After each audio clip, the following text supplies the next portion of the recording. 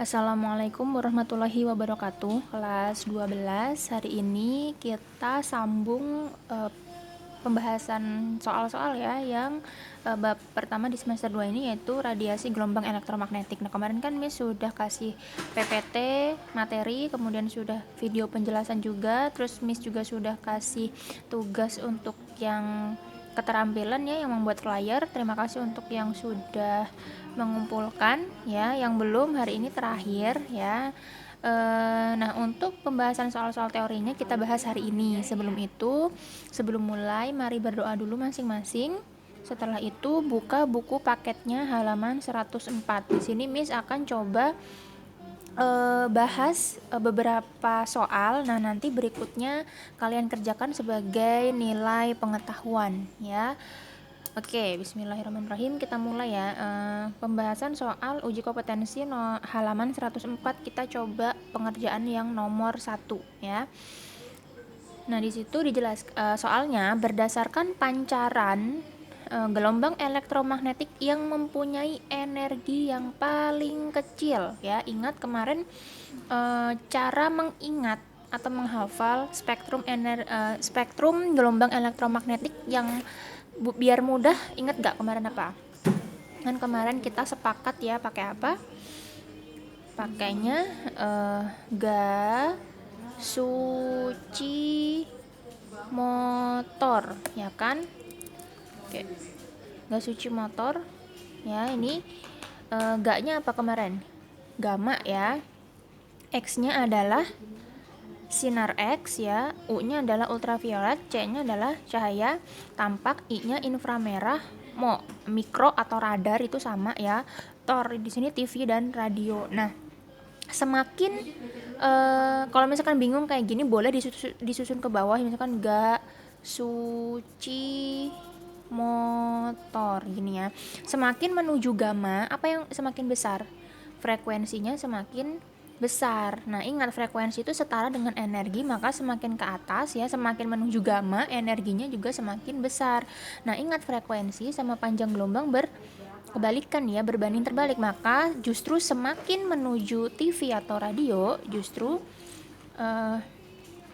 gelombangnya yang semakin besar. Jadi di sini nulisnya apa? Panjang gelombangnya justru semakin kecil. Nah, di sini frekuensinya di sini kecil, di sini energinya juga kecil kayak gitu ya. Ingetin ya, semakin menuju gamma, frekuensi dan energinya semakin besar. Nah, jadi kita balik lagi ke soal yang satu ya. Yang energinya paling kecil ya, sinar gamma udah pasti paling besar. X juga masih besar kan. Sinar merah dan sinar ungu masuknya kemana? Ini masuknya ke cahaya tampak ya, berarti energi yang paling kecil ga suci motor. Oh, berarti TV dan radio, berarti gelombang radio, berarti jawabannya yang C, seperti itu ya. Nah, lanjut nomor 2 ya. Jika sinar ultraviolet, sinar inframerah, dan sinar gamma itu berturut-turut X, Y, Z, urutan yang menunjukkan kuantum energi yang semakin besar, berarti semakin menuju gamma. Ya kan, kita urutin dulu. Ultraviolet, inframerah, sama gamma. Yang semakin besar. Jadi urutkan dulu dari yang paling kecil, ya kan? Ga suci. Oh, berarti inframerah dulu yang paling kecil, abis inframerah ultraviolet, abis itu sinar gamma ya kan.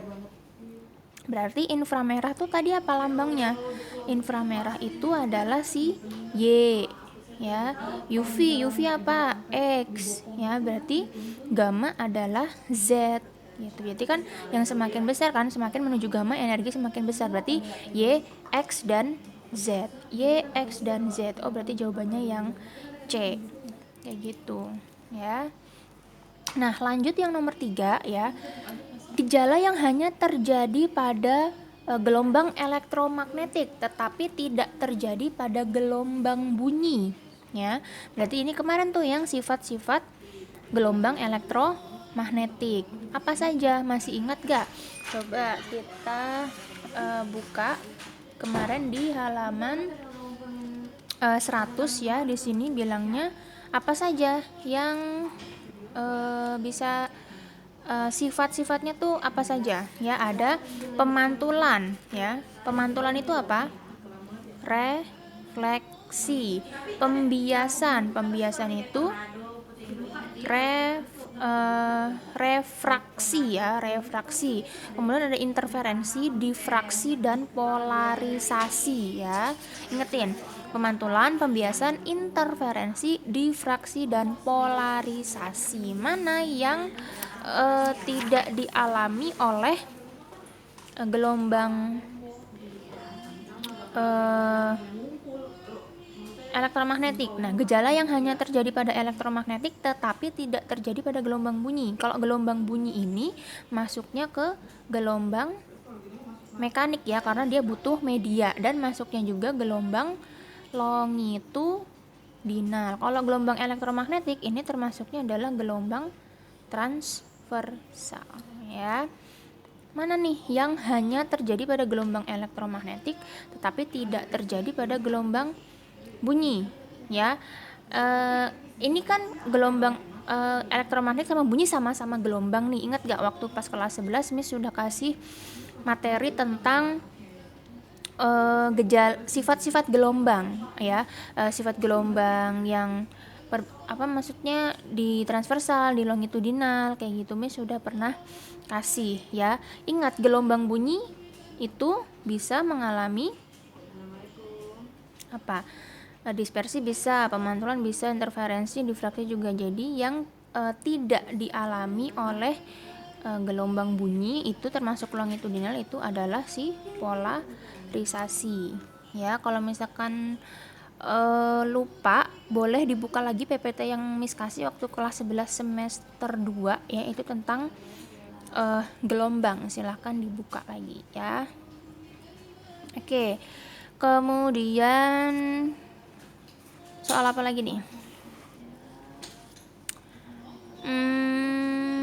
Kita coba bahas nomor 6. Coba, gelombang elektromagnetik yang mempunyai frekuensi terbesar. Frekuensinya besar, ingat, semakin menuju ke gamma ya, berarti gasucimotor ya. Berarti gamma ada enggak?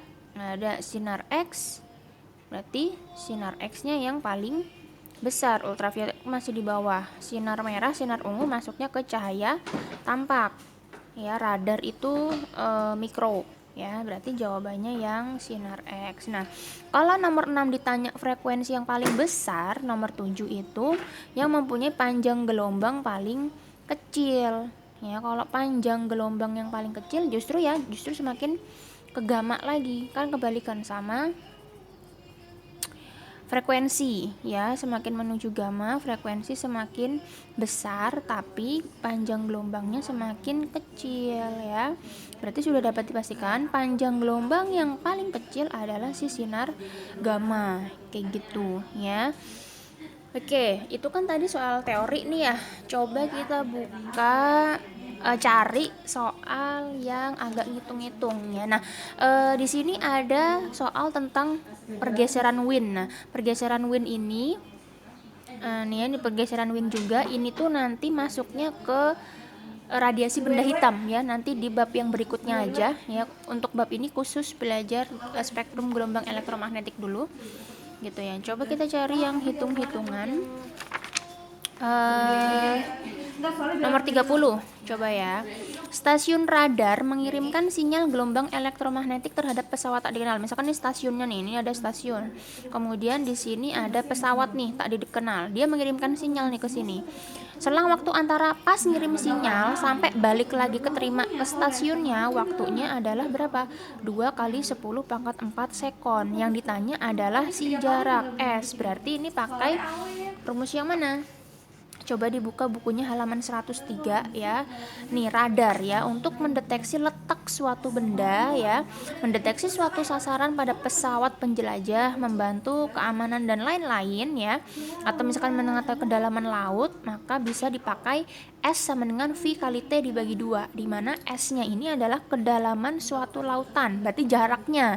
Ya, kalau misalkan emang laut berarti kedalamannya. Kalau emang tadi nih ngirim sinyal stasiun ngirim sinyal ke suatu pesawat berarti jaraknya ya, jaraknya.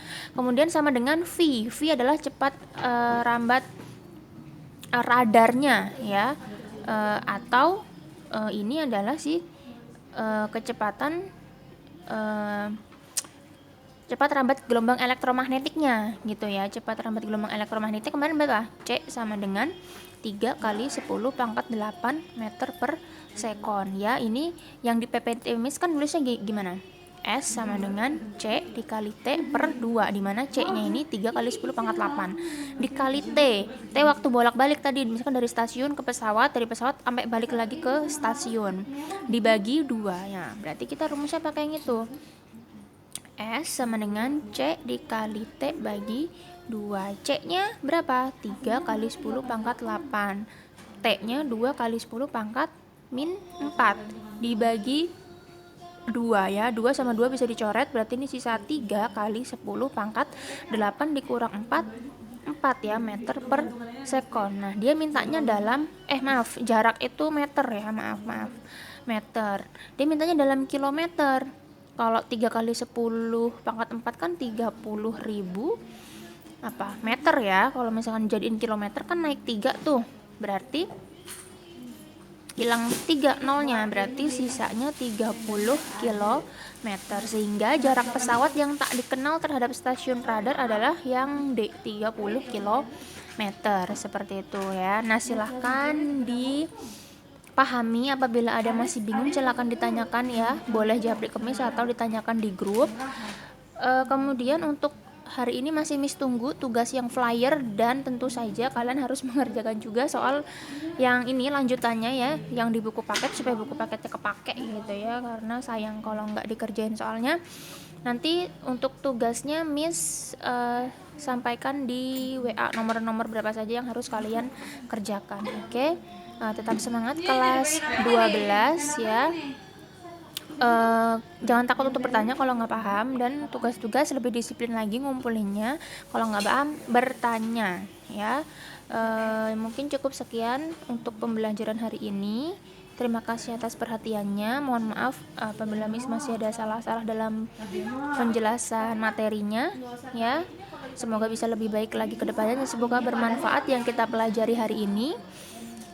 Cukup sekian. Wassalamualaikum warahmatullahi wabarakatuh.